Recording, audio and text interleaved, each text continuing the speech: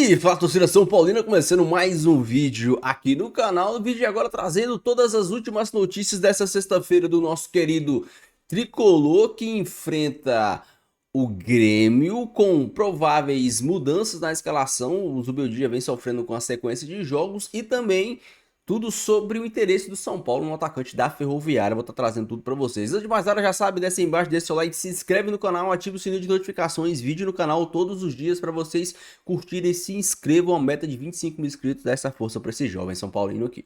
Bora assistir o vídeo aí, no final eu volto, a gente vai falar muito sobre todos os assuntos, o jogo do final de semana, a base, o atacante da Ferroviária, muita coisa pra gente comentar e debater aqui. Créditos eleitorais, deixa a descrição sem mais enrolação. Simbora pro vídeo. Paulo, boa noite, Maia. Eu passo a bola para você contar as notícias mais quentinhas do Tricolor.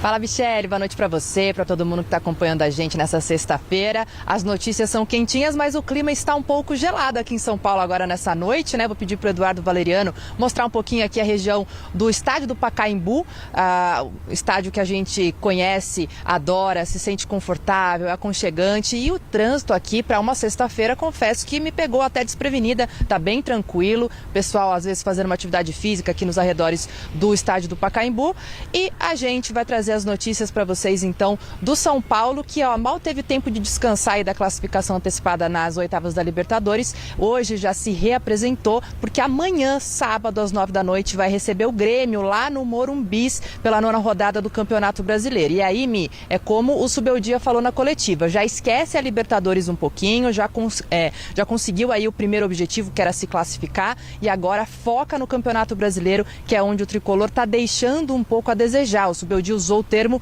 tá em dívida, né? Tá em dívida com o torcedor, tá em dívida com o Campeonato Brasileiro. Esse jogo amanhã é importante para o São Paulo voltar a vencer também na competição. São 3 partidas aí em sequência que o São Paulo não consegue vencer, inclusive vindo da derrota no clássico contra o Palmeiras, que aconteceu no final de semana passado, o gol do Vitor Roque ali nos minutos finais, que acabaram cravando, né, essa derrota do São Paulo. São Paulo que só venceu uma vez em casa contra o Santos, né, no estádio do Morumbis nesse Campeonato Brasileiro. Então precisa retomar esse caminho de vitórias, inclusive para dar uma tranquilidade maior para o Zubeldia trabalhar, porque se na Libertadores ele está bem, ainda que sofra algumas críticas, no Campeonato Brasileiro ele está precisando de fato dar algumas respostas aí para o torcedor. Em relação ao time de amanhã, o São Paulo não vai poder contar com o Lucas Moura, como a gente trouxe aí nos últimos dias, né? Vai voltar apenas ali depois do Super Mundial de Clubes, provavelmente lá no final de julho, então o Lucas Moura está de fora.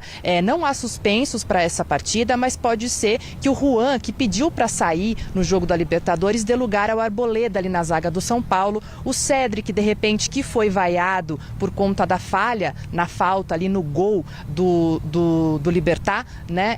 Também pode dar espaço ali para o Ferrarese, por exemplo. Então vamos ver quais são as mudanças que o Zubeldia vai fazer para essa partida.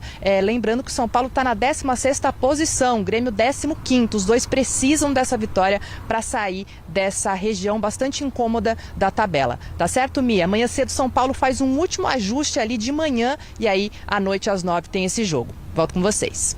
Obrigada, Má. E aí, São Paulo joga amanhã, então?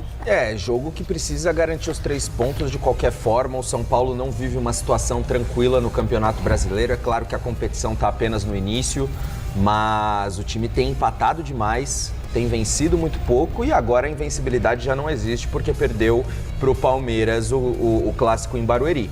Então tá na hora, a gente sabe que o São Paulo não tem um elenco tão extenso, que a prioridade do São Paulo é a Libertadores e a Copa do Brasil. O São Paulo também não vai abrir mão.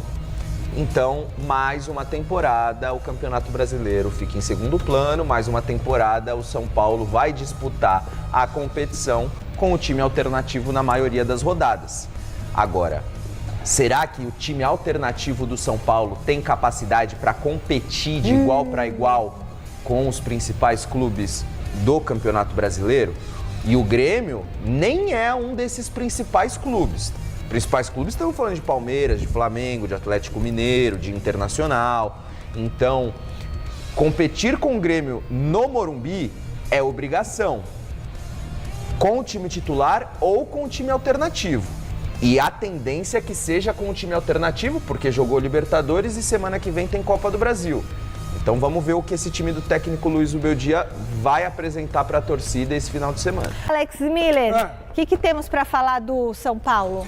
Eu só ia falar que a sorte do São Paulo é que ele tem atrás dele times que são piores do que o São Paulo está se mostrando no Campeonato Brasileiro. Porque o São Paulo tem 9 pontos, 2 a mais do que o Vasco, que é o primeiro dentro da zona, e o Vasco está tendo muita dificuldade, mais até do que o São Paulo dentro da competição. Então o São Paulo tem isso a seu favor e também tem a seu favor o adversário, que apesar de ser um time de muita camisa, de muita tradição, que é o Grêmio tem o mesmo número de pontos do que o São Paulo, mas não tem o mesmo potencial do que o São Paulo. O São Paulo pode crescer muito mais rápido e muito mais do que o Grêmio em relação à qualidade de elenco.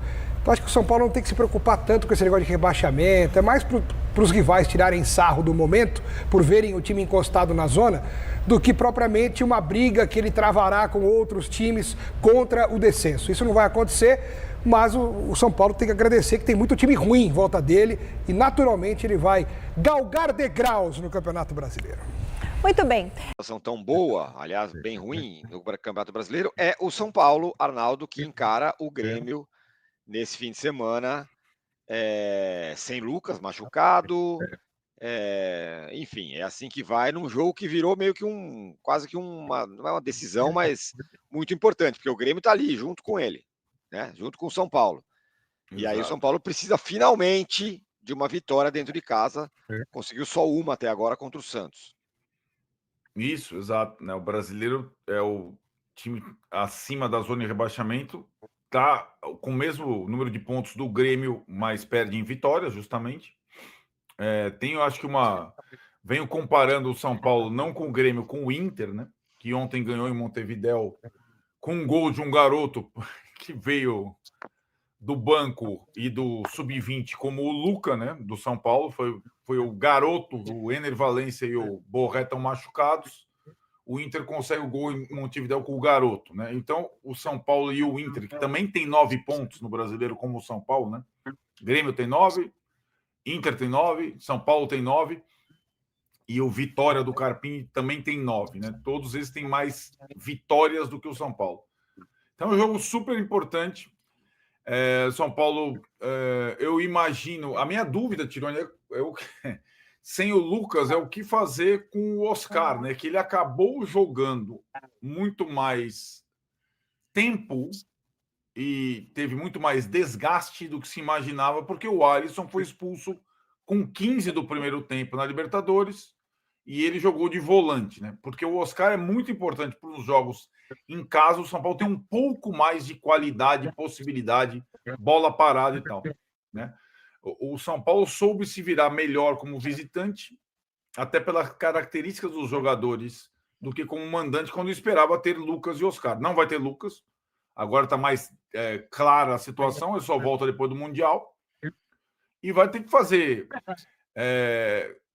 nesses 4 jogos restantes do Brasileiro antes da parada, tem que vencer jogos, em casa. Ele vai jogar mais em casa do que fora. Hã? Tinha que fazer uns 9 desses 12 aí.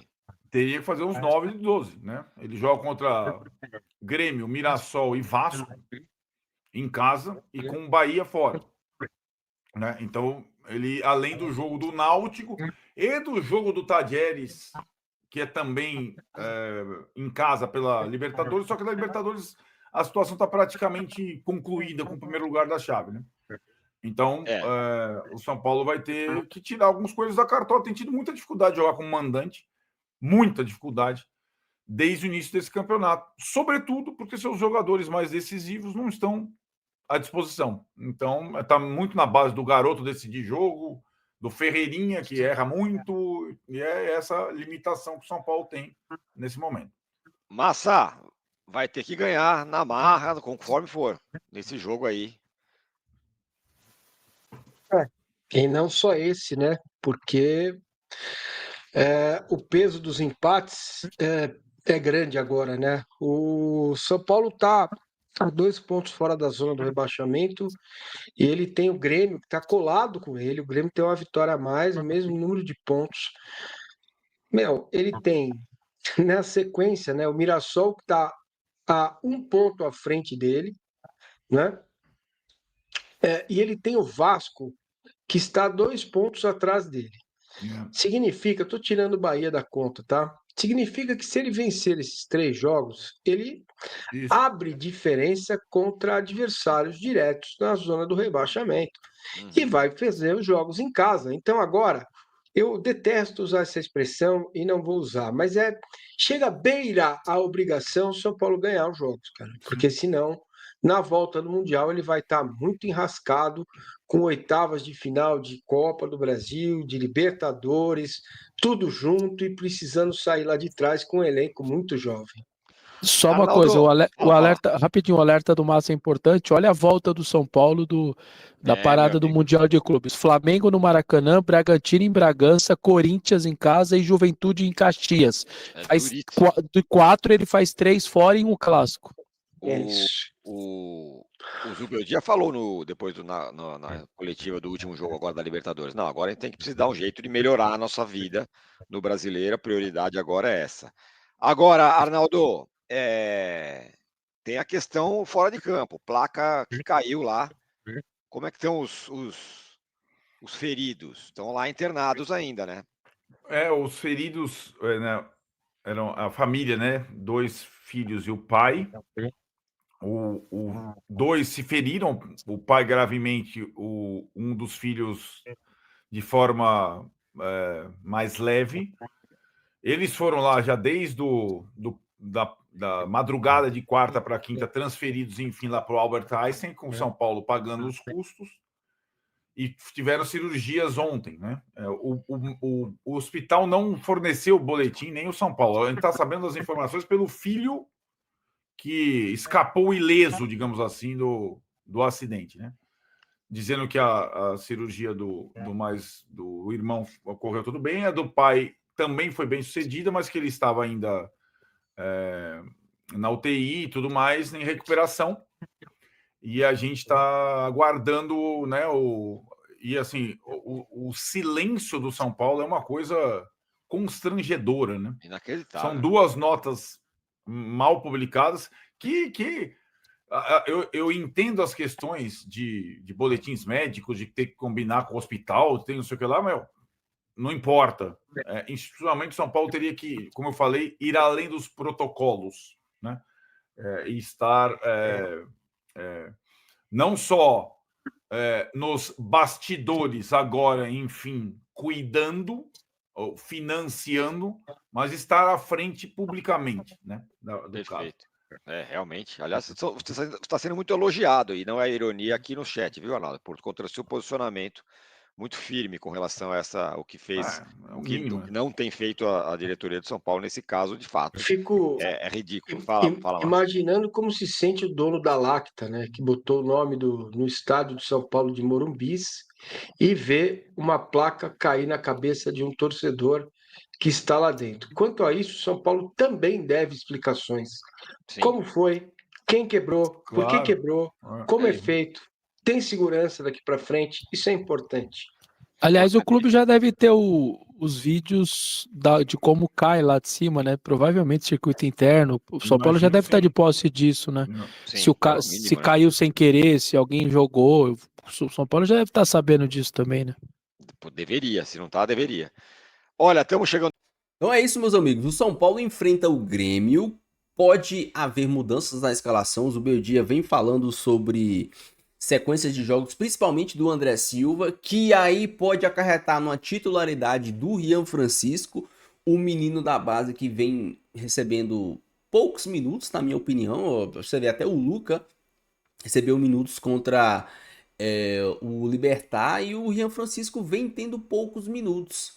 Não sei se vocês também concordam com isso, mas eu gostaria de ver mais do Rian Francisco. Eu acho que ou ele tá muito mal nos treinos, ou tá tendo um excesso de zelo do Zubeldia por parte disso. Como o Zubeldia no último jogo reclamou da sequência de jogos do André Silva, provavelmente pode haver, se não a entrada de titular do Rian Francisco, pelo menos aí entre 40 e 35 minutos para o menino da base atuar.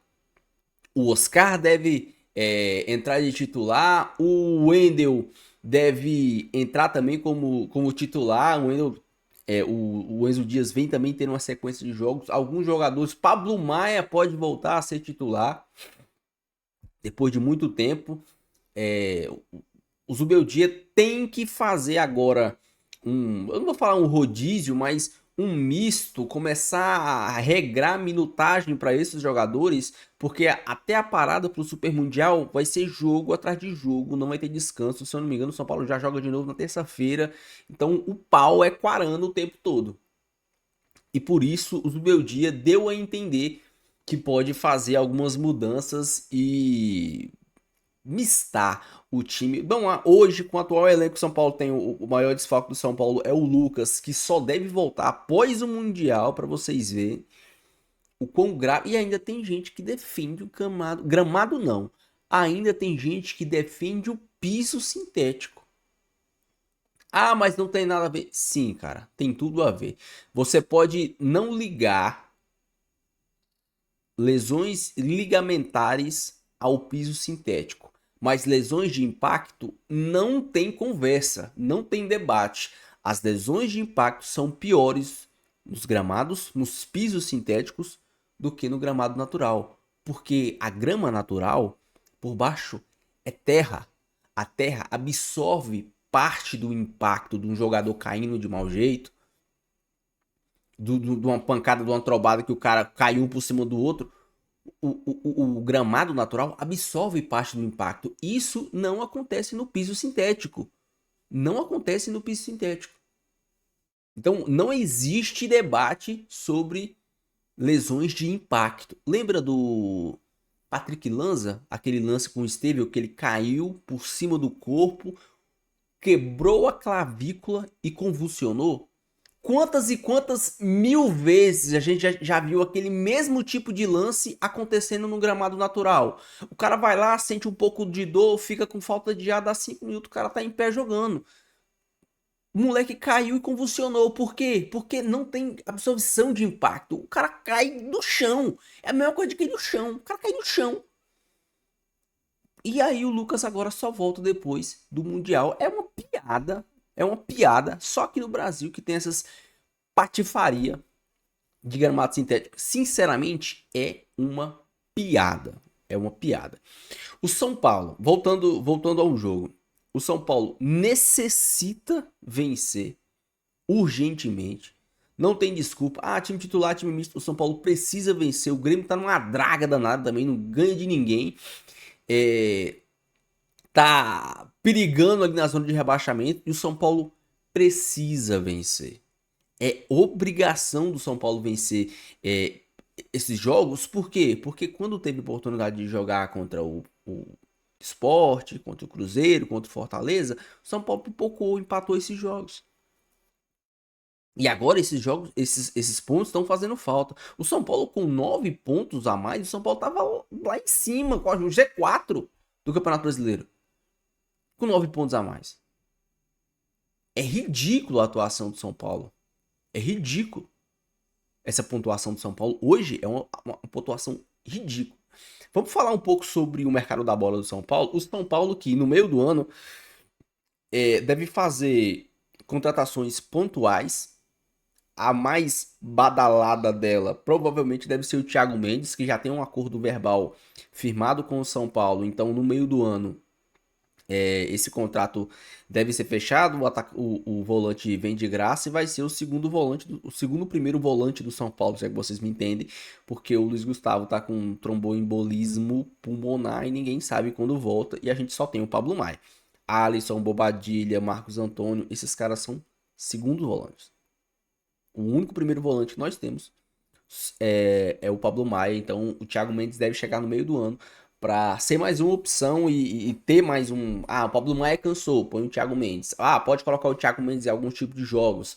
Então, mais um cara que deve chegar no meio do ano para reforçar o elenco. E nas últimas horas saiu aí o interesse do São Paulo no Carlão. O staff do São Paulo está sondando o Carlão, que é um atacante da Ferroviária que vem fazendo muitos gols. Ele tem 9 gols em 19 jogos. Então é quase um gol a cada 2 jogos. Ah, é na Série B, mas assim, vocês, com todo respeito, vocês não estão esperando que o São Paulo vá fazer contratação de jogador europeu. O dinheiro que o São Paulo consegue pagar é de jogador de Série B, gente. E outra, o cara tem 32 anos. 32 anos e o São Paulo quer contratar um cara desse. Tipo assim, eu não digo nada, eu não sou contra o São Paulo contratar jogadores de Série B. Não sou, pelo momento financeiro do São Paulo. E porque tem muito jogador de Série B que uma coisa é você treinar, ter toda a estrutura, pô, de um time de Série B, de um Goiás, de um Vila, sabe? Desses times que tem são times decentes, tem uma estrutura, mas não tem uma estrutura de primeiro mundo. Então, tem certos jogadores que têm potencial de serem mais do que são, mas não tem a estrutura que seria responsável para acontecer isso. Quer um exemplo disso? O Wellington Rato. O Wellington Rato era um jogador de Série B.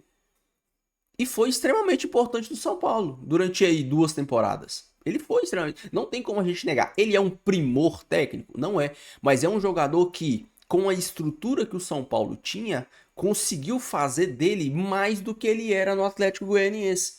Então isso pode acontecer com outros jogadores de Série B. Com a estrutura do São Paulo, esses caras se desenvolverem e conseguirem atuar em alto nível na Série A. Conseguirem dar um retorno para o São Paulo na Série A. Então eu não sou contra. Eu sou contra você contratar um jogador de 32 anos. Você vai dar o quê? Um contrato de 2 anos para um cara desse? 3 anos para um cara desse? Você vai ter um jogador até os 35 anos de idade? Não dá. Não dá pra você fazer isso, porque o São Paulo já é um time velho. Caleri, Luciano, Oscar, Lucas. Esses caras são os caras velhos. Pra mim, se o São Paulo quer contratar jogador de Série B, contrata jogadores um pouco mais novos. Ah, vai ter que desembolsar mais. Sim, mas é infinitamente inferior o valor do que você trazer um jogador da Europa, do que mesmo você trazer um jogador aqui da Sul-América, do River, do Barcelona, do Equador, de qualquer time sul-americano aqui. Você trazer um jogador de Série B, os valores são bem menores. Você chega lá com 2, 3 milhões, você traz o cara. Você chega lá com 5 milhões, você traz o cara. Ah, o São Paulo não tem esse valor. Gente, até tem. Sim, não são valores estratosféricos. O São Paulo não tem 15, 20 milhões para trazer. Mas você chega lá, ah não, vamos pagar vocês em um ano aí. Um ano a gente paga vocês. Chega lá com 2 milhões. 2 milhões para time pequeno é muita coisa. É muita coisa. Então assim, dá para fazer. A ideia de você trazer jogadores de Série B, ela é interessante pro atual momento do São Paulo.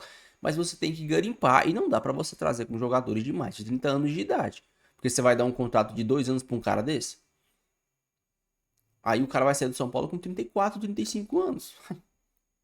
Aí você quebra. Enfim, assim que sair novidades eu trago para vocês. Não esqueçam de deixar o seu like, se inscrever no canal se você não for inscrito. Muita gente traz esse conteúdo. Os caras não são nem São Paulino, não estão nem aí pro nosso tricolor. Então dá essa força para esse jovem São Paulino que vos fala. Fiquem todos com Deus, até o próximo vídeo. E valeu.